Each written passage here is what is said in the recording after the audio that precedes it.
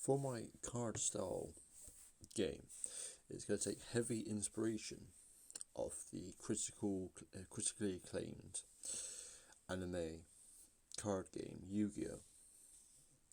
This is evident in the way that how simplistic the card designs are, and the card designs are very much reminiscent of how the original anime was, because it was a simplistic, just standard a card with attack and defense against another card with attack and defense, and then unique cards such as spells and traps that help the game flow much better. The way in which my one will differ from how today's original is, because today's version of it is more complex, and there's loads of random mechanics, and each couple of years they decide to add something new, and it's gone from something that started off as very simplistic and quite fun to something that is more challenging and requires a lot of mental capability, which for a card game intended for such a young audience seems to deviate from its target audience, really. So with my game, it would take the original premise of how the anime works, with the simplistic monster versus monster, but where my one were to differ would be the fact that the board plays a unique role. So as you play the game, all your monsters are just generic characters, like a man, a rat, a bird, fish, but when placed on different coloured tiles, they would then transform to these different types of beings, and they would have attack or defense buffs based on which colour zone they had been put in. The best example of how this would work is in the Pokemon series. There is a Pokemon, a character Pokemon called Eevee, and Eevee is an evolutionary Pokemon, and it can go into different types. So it would essentially would be it starts off as like a normal type. So you would essentially have this normal type card, and then you put it into this blue zone, and then it goes and it changes to the water version of itself. So essentially it would work like that, the fact that each zone would have this different evolutionary or like transformative property, which will allow for unique game mechanics. As the start, the game board would be set out. So if you'd have the overworld, and with the overworld you'd walk to certain areas. So if you went to a beach, you'd have water zone, and then you'd have the beach and the grass. Obviously, these would all have different properties. So the water zone would be water zones. The beach one would just be a normal one. You'd have no advancements or disadvantages on that. It would just be the base value. And then the earth one could potentially be a different transformative zone.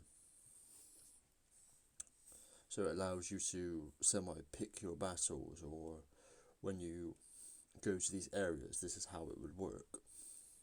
But once you arrive at these areas, you're not limited just to what the area is.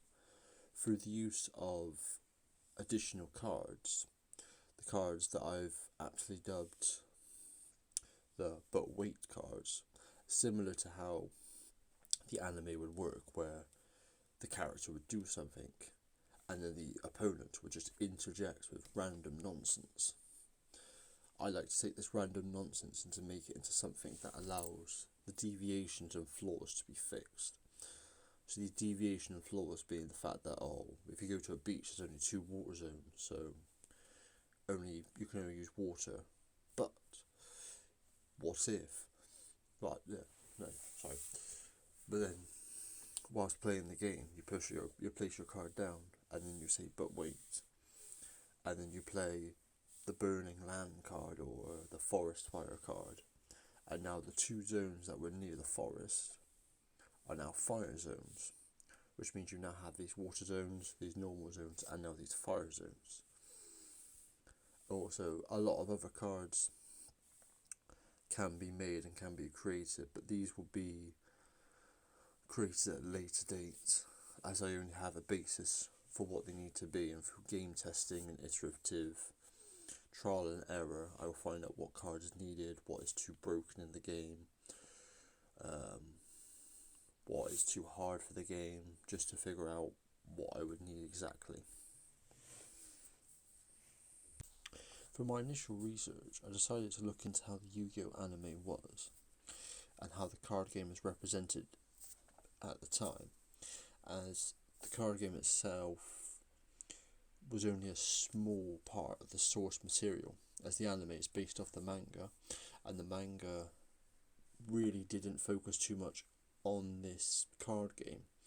As you can see in the original anime adaptation, which is, as some users dub it, Season 0, the card game features in about 2 or 3 episodes, which is vastly different from how the anime is now, where the anime's sole purpose is the card game, and then the overarching story involved around it. But yeah, so as my initial research, I decided to look into this and how,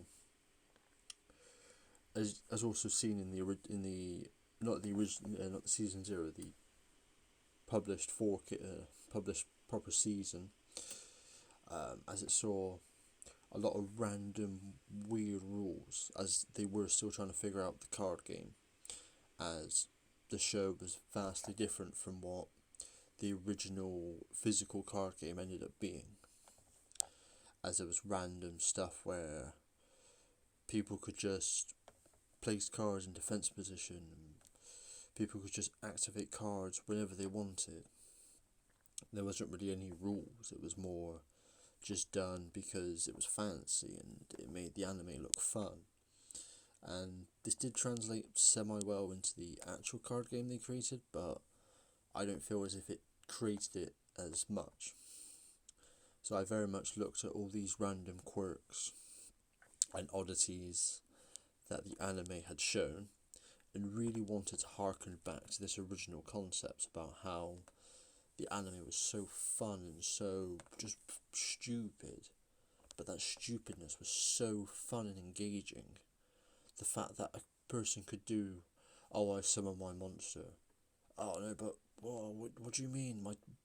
My machine's rusting because of the rain that happened. Like, stupid stuff like that. Like, no card game does that now. Card games have got to be simplistic and very, well, not simplistic, but very by the book, and you have to be able to fully understand it. But then you could fully understand random quirky stuff, and it was, they took too much logic and had to make it very streamlined and very accessible to kids. But then, for how it's evolved now, it's not too accessible to kids. It's more accessible to people with decent paychecks and people with more like proper logical thinking, and being able to calculate 50 different things in your head and knowing exactly what your opponent's going to do. And it's like, it's a load of mental maths, it's a proper mind games, but it's supposed to be for children. Like, so that's where my research has come in, the fact that I really looked at how this original was and just wanted to recreate it, because it is, at its core, it's such a fun and unique idea. So that's where my game loops into it as well.